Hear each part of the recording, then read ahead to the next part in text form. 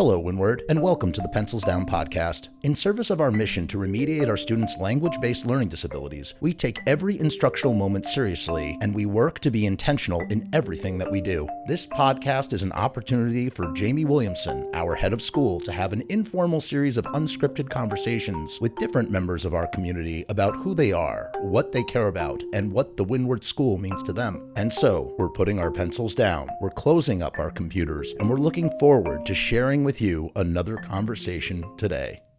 Well, first off, I just want to say welcome, Melissa. I'm actually really excited to have you here today. And welcome also to our listeners here to Season 2, Episode 4 of Pencils Down. You know, when we had this idea about a year ago last summer, I was hoping this would kind of get off the ground and we would have the ability to kind of share some stories in our community and hear from people doing exceptional work, and also maybe broaden the scope of parents' knowledge about who sort of is here doing the work, and as even thinking about new families coming in. Sometimes there's episodes we get to send them now to learn about the athletics program or what our student council does, and so it's been really fun to kind of sit down and have some conversations, and I'm really excited to have you here today.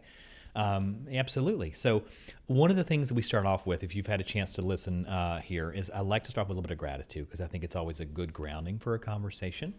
And you have been, what year is this for? This is my fifth year. Time flies, right? It does. Because I still remember when you got here, which feels like, honestly, like just a year ago, because it feels like we have been through so much in those 5 years.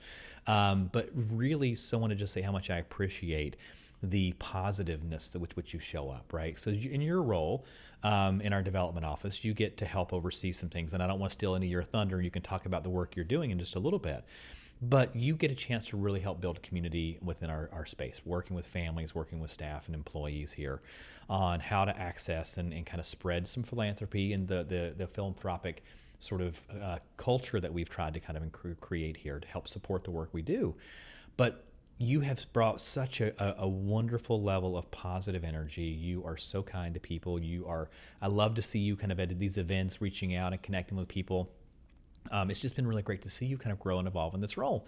And you've even grown since you've been here. Like, we hired you initially as kind of a Windward Fund director, and we've moved you up a little bit in some other spaces and give you increase some responsibility and give you a few leadership opportunities along the way. But just want to say thank you for everything you've done, not only to help grow the Windward Fund to where it's at today, but also in your ability to connect with families, connect with staff and community members on a really deep and personal level. I think you do such an amazing job at your relationship building, and I'm just really grateful to have you on our team. Thank you. Absolutely. Thank you very much. And I know this is probably, of all the things you would want to do on a random weekday, this would probably be the bottom of your list. I get that. So I'm really grateful for the courage it takes to show up and have a conversation with me. So thanks. Thank you. Much appreciated. One of the things that I really I love and I'm really deeply interested in, because from a philanthropic standpoint, development standpoint, you could really do that in just about any independent school in the country, right? I know you've been in this area for a while, worked in the city a little bit, but why Windward? Why is it important for you to show up and be part of our community and do the work that you do? I think that transformative education I've witnessed it myself through my children. I think that Windward is obviously such a unique place. The work that we do here, that the teachers do here, is something that if you don't come here, you're not getting it. Yeah. So there need to be more places like Windward. My children were fortunate enough to go to independent schools, but they could have gone to any independent school and gotten a wonderful education and been successful, and it opened doors for them. That's not the case with our kids. Our kids come to Windward, and this is the only place that they can come, in the area to be successful. So for me, the mission is what brought me to Windward. I could do this work, like I said, like my kids could have gone to any independent school and been successful. I could have gone to any independent school and done very, very similar work, but it wouldn't have felt as meaningful to me. So that's what that's what keeps me here. It brings me here and keeps me here. I so appreciate that. And I want to sort of maybe take a pause on something you said, because I think it's actually really, really important is that, and this is not to throw shade at any school in the world, right? No, of course not. But I do think that, like, and I've had this conversation with families, like, you know, if one of the plug-in name of country day schools stopped existing tomorrow, right? Those kids would find another really wonderful independent school to go to. Those kids are going to be okay. They have tremendous support. They've got a lot of great skills. They have they can find a soft place to land. But if Windward stopped existing tomorrow, we have 950 kids who would get a dramatically lower quality educational sort of experience. And I do think, and I so appreciate that you brought that up, because I think that's what gets so many of us out of bed in the morning, is knowing that what we do here is so needed. And even amongst the LD school community, there's probably 200-ish schools like this across the country, or 200 schools that would say they're like us. But we know that we have such a unique perspective on the work, and the work we do is so different in so many ways, even compared to that group. But I really appreciate that, because I do think that, kind of keeping that as an anchor as we're doing the work, is that our kids, not only do we need to exist in this community, in this world, to have kids experience a greater joy of education, the gift of learning to read and learning to be a better writer and a better communicator, and to have some incredible self-advocacy skills and the confidence with which to kind of, push themselves forward in life.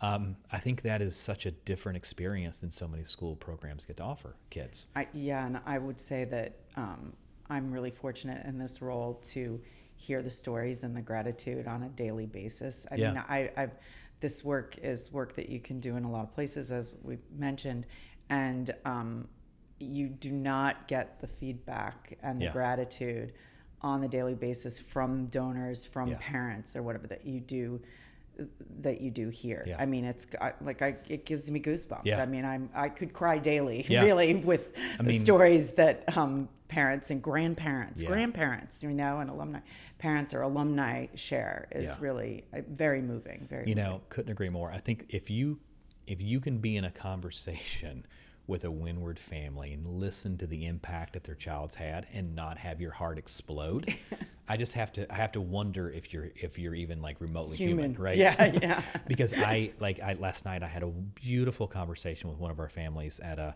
little event hosted by the WPA, about her experience and the kindness that her son brings, and how she is just seeing him blossom right now academically. She's a little teary, a little choked up, but I was a little choked up, because it was a beautiful story. And what our program means to people is something real, right? It's something so tangible, so clear, and it just makes me really proud to be part of the whole conversation. I've never seen more fathers cry. Oh my gosh. To be honest. Yeah. I love watching the first conference of the year and watching our new families come out. And like, you do see a lot of dads who are like, the recognition that they see themselves so clearly sometimes in their children. In spaces where I think maybe they're probably not as healed as an adult needs to be or could be, because of what the world has sort of pushed them through in that. And that recognition as that their kid is finally getting what they need. It's beautiful. Like, again, it gets so many of us, I would say everyone in our community, out of bed in the morning, and fills us with such a deep level of burning purpose, right? Like that passion to kind of make sure that we're doing what we can do for kids and families is just so real and tangible here. And thanks for being such a great part of that. When we thought, in prep for this, we had some conversations about core values, because I love to tap into a little bit of kind of a core value approach to thinking about how you anchor and how you kind of what drives your work and what drives you as a person. And when I'd gotten here, we read Brene Brown's book 7 years ago called Dare to Lead. I'm in the middle of reading Strong Ground right now by her, which I just adore her as a researcher, as a writer, as a human. But this idea of core values and how those values shape who you are and the work you do and how you show up, I think it's just such a really important thing to kind of have some deep awareness on. So as you think about, your personal core values, not, you don't, sometimes we have people who have, overlap with the school's values as well, which is always great. But I just love to think about you as a person, as a human being, as a professional. What have you thought about any like one or two values that really kind of drive who you are as a person? What first comes to mind really is empathy, and optimism. I don't know if that's directly tied to. I think the empathy is definitely directly tied to my work. I think optimism might be too. I'm seeing some real strands there. But definitely, in my life, I'm a glass half full person. I have to balance out my glass half empty husband. So empathy, yeah. I mean, I like to think that I'm able to walk, at least try to walk in other people's shoes. Yeah. Meet them where they are, and hopefully lift them up a little bit sometimes, So those are kind of the two things that I'm immediately sort of thinking about. So one, I just want to kind of echo and really applaud I think on the empathy side, I think it's something that the world needs more of, right? I think we have, the more we can sort of really take a deep look and have an understanding of someone else's perspective, I just think it's such an important part of the conversation.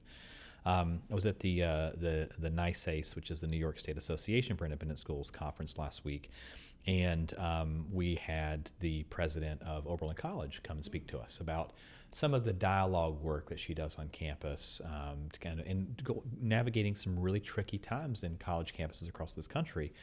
How Oberlin had kind of really used this dialogue process for engaging people and understanding perspectives. And she had such a beautiful phrase in that, is that when she was looking at two kind of camps of students who were sort of having some challenges kind of navigating perspective on that, some of the language they were bringing was really kind of being pretty insightful to the other side of that. And she talked about this idea of, how often do you sort of really think about what dog whistles might be in your language that you can't hear, right? This frequency that you're transmitting in something you're saying that maybe is hitting someone so differently than how you show up. And I think without a deep sense of empathy, you can't sort of understand that. And it's really, I think in the fundraising side and the work we do here, having a deeper sense of empathy for our kids, for our parents, drives all of this work. And being able to sit down and understand that, just because someone has a different perspective doesn't mean that we need to do anything other than listen in a moment, right? And try to create a moment of understanding. So I deeply appreciate that. And I share your optimistic viewpoint, right? Because when given a choice, I really love to come back to a deep sense of optimism, right? Because I believe in possibility. I have such a hopefulness about me that I probably have never been able to shake since I was a child. This idea that the world can be, this conversation can be, this project can be. And I've also learned how to get a healthy dose of reality and realism in there. Are you familiar with the Stockdale paradox at all? Have you heard of this? No. Okay, no. So there's Jim Collins wrote this book called Good to Great. And in that book, he talked about the Stockdale paradox, which came from this gentleman who was a POW prisoner in the Vietnam War. And he talked about how,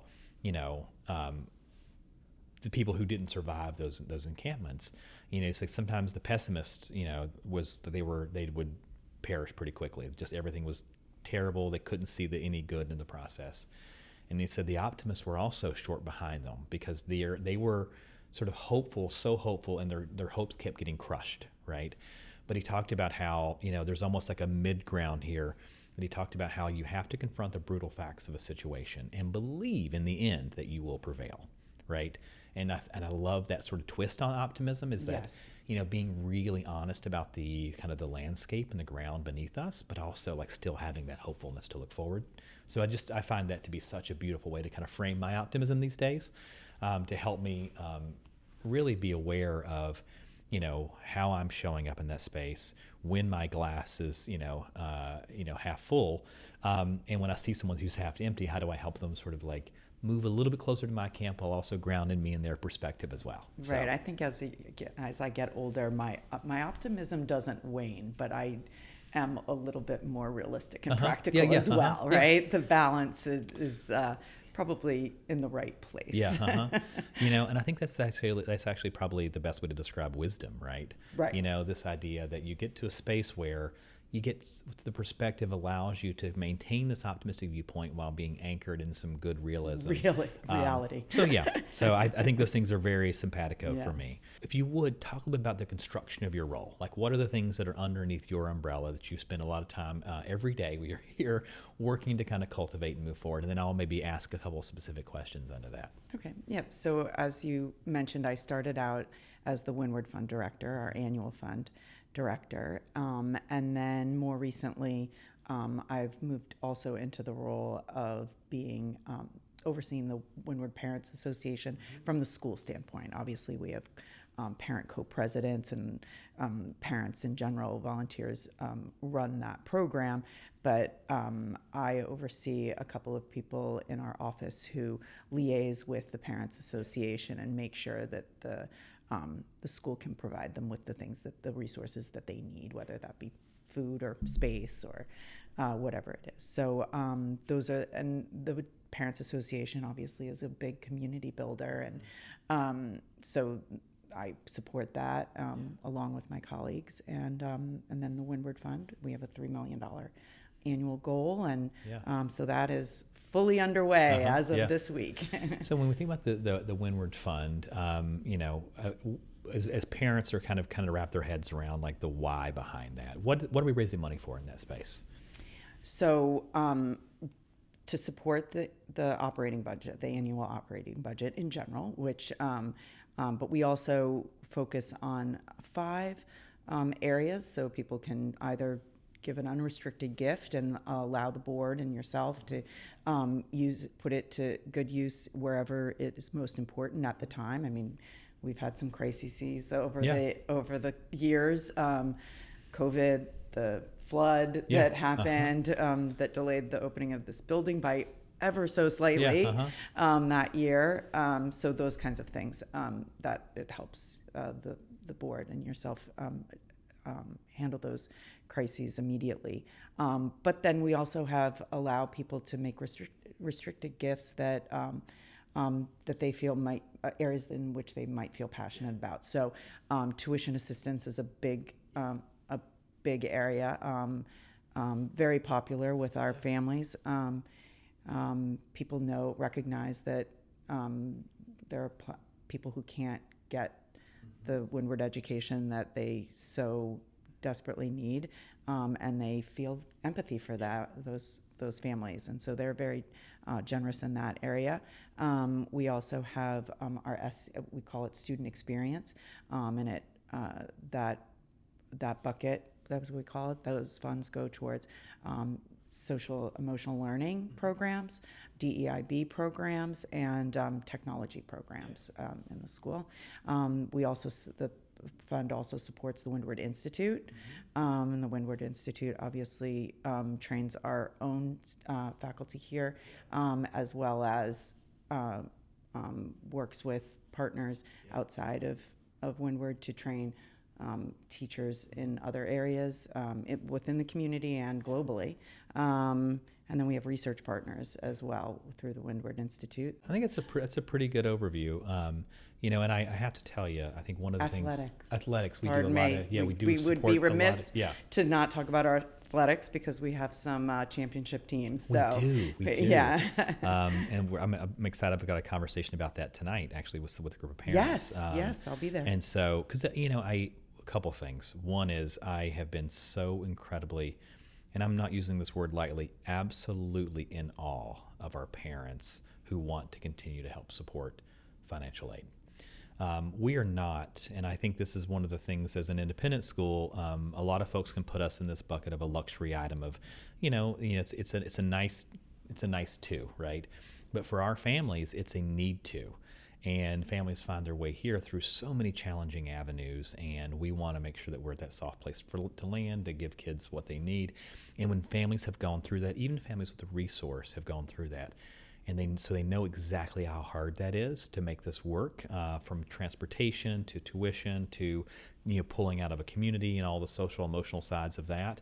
And it just really blows me away about how many people show up here wanting to help other families find a way. I think that is one of the things that I love and adore about a community like this is that, we have a board that supports those that work. We have families and foundation work that support that work, and it just really is wonderful to see. But our budget doesn't balance without that. So it's such a really important part of the work that we need to do, and we have been so lucky to have families who are just deeply philanthropic and generous with their times, their talents, and certainly their gifts. And so it means a lot to us. And I know you have done an incredible job of stewarding that group over the last 5 years. Yeah, I agree. I think it's unique. I think it's really unique. Our families that support financial aid to the extent that they do is really unique for an independent school. And we give out, when we think about the full operating budget, we give out about 13.5% of that. So this year we were over $10 million in financial aid. And so we want to, and we have some endowed funds that help with that. We have some fund, we do our Windward Fund that helps with that, but it comes from a lot of different places. But it is a really, it's a healthy number, and I know we would love to be able to even give out more over time. Well, I so appreciate you sharing all the things that's happening on kind of the Windward Fund and the purpose and all that work, because I think it's such an important part of what we're doing here. I want to shift gears just a little bit, and this is kind of a newer sort of like sliver of my agenda for these conversations. We read the book How to Know a Person by David Brooks this summer. We led some book discussions, and I felt like the community that we had, our internal community, felt a lot of really good sort of energy from that. But one of the things it talks about is kind of engaging people and understanding the perspective that they're coming from and how their backgrounds have kind of informed that work, right? So you are a whole human being who didn't just show up 5 years ago into existence, and you've lived a life prior to that, and you grew up somewhere. So as you think about your sort of, where you grew up and how you kind of, what sort of informed that work, tell us a little about where you grew up, like in your background in that way. So I was born in Wisconsin, a tiny town, Swiss town, near the Illinois border. And my mother grew up there. My grandparents lived there their entire lives. And I went and stayed with my grandparents every summer until I was about 13 years old, while at the same time moving around from place to place. So we first lived in the tri-state area for my father's job, and then eventually moved to Mexico when I was about 6. Oh, wow. Lived there for Mexico City for 3 or 4 years. Then we moved to Puerto Rico. Then we moved back to the tri-state area. Then we moved to North Carolina. Then we moved back to the tri-state area. So, so I tell people that I never went to the same school 2 consecutive years in a row until I was a junior in high school. Oh my gosh. So when I see you at an event, like popping in and it's kind of, for lack of a better term, kind of being the social butterfly there, right? That's probably been a hard-earned skill for you, and learning how to show up in a new environment, quickly assess what you needed to be, and maybe even like where the cultural differences were, like in Mexico City or in Puerto Rico, coming back to North Carolina, because even like North Carolina to Wisconsin are very different places. Very, very. And so that's so that actually that gives me a little bit more context for how you show up in your day-to-day work, right? Like, I grew up in a very different sort of scenario, right? Eastern Kentucky, middle of nowhere, 30 minutes to kind of get to a store, and that has brought such a level of informing my sort of, my growth, my passion, my work, and what I believe access should be for kids. Mm-hmm. And so, yes, I think we can't leave those parts, the little Melissas of the world or the little Jamies of the world that still reside somewhere deep inside of us. We have a lot of things that I think have shaped who we are and how we show up in this space. So I really appreciate you leaning into that with me. It was probably a little bit off script from what we'd originally talked about, and I appreciate your courage on that. And the journey, that's really cool, actually. Yeah. I think that's probably where the empathy comes from, too, as well, because I remember being the uncool kid in Mexico. I couldn't speak Spanish. I went to an all Spanish speaking school. Oh, wow. That you quickly learn what it's like to be that kid, you know, that one that's in the corner and whatnot. So I flipped that switch as fast as I could. Yeah, I figured out how to navigate that, speak Spanish quickly. Yeah, that's incredible. And I will, as we kind of have been kind of finishing up these conversations, because I'm a real big believer, this work is hard, right? I think that we talk when we hire people, and I think that our work should be a little hard because what we're doing is really important. And I think big, important work is rarely easy work. And so when you think about, how do you, because, you're I see you at a lot of events. We have our calendars overlap a lot in the evening. See you tonight. Yeah, exactly. Because we've got this event or we're hosting this other thing, and and I get to come in and say something, but you all get to do all the work to get ready for that event. And I'm so grateful for you and the team for all that great preparation. But as you think about, how you really take care of yourself, for some people like myself, this has not been an area of strength, which is why I'm over focusing on it in this podcast, just to remind myself of that I'm also an important person to take care of, because I spend a lot of time taking care of others in my day to day. But I got to remind myself to this is important to make sure I get the sleep I need, to get the rest I need, to be able to reflect and get the exercise I need to be able to move forward. So what do you do, Melissa Stewart, to take care of yourself? Friendship. Friendship? I have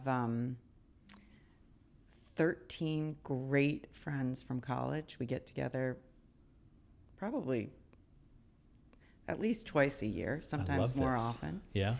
I'll be in DC this weekend with them all. Outstanding. So, yeah. So we've been together. Well, I won't tell you how long we've been together. So those are very important relationships to me. My best friends from college. And then my best friend from childhood lives about an hour away. So we try to, and I also, living all over the world, or in the country, I've developed a lot of friendships, and my husband's Australian, so in Australia as well. So I keep up with my friends and try to visit them. Travel is a big part of my family's life and looking after ourselves, I guess, in some way. We love to travel. Yeah.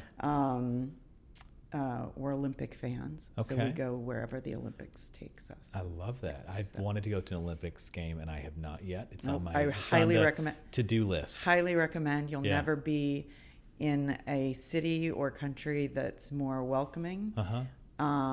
Is cleaner. Yeah. It's easier to get around. All the opposite of what you actually think it's going to be. Yeah. So, I love that. Yeah, and everybody wants to be there. So. Yeah. And I so appreciate your focus on friendships. I don't know if you ever had a chance to read the Harvard Happiness Study. Oh, yeah. Right, this big, long, for those of you who haven't, I think I've referenced on this podcast maybe more than once, but with the idea of what makes people truly happy, right? It's often not economic factors. There's a floor, right? The more you have above that floor doesn't mean you're happier. If you're below that floor financially, then you have some stress that kind of creates some real tension. So that's kind of one of the foundational pieces. But really the big predictor of happiness was the quality of people's personal relationships. And so I'm so glad you've got a group. Having 13 people from friends. I know, it's crazy. Regardless of how long it was ago, it's actually pretty impressive that you've kept this really great, tight-knit group together. And I really hope you have a wonderful time in DC this weekend.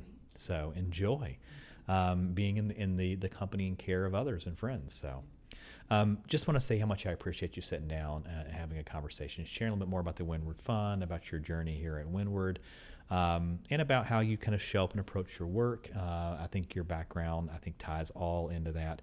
And we're just so grateful to have you part of our community. And I so appreciate all the great work you're doing for both our development team, but also on behalf of families, helping find their way here. So thank you for all that you do to help support that effort. Thank you. Appreciate it. Very happy to be here. Thanks.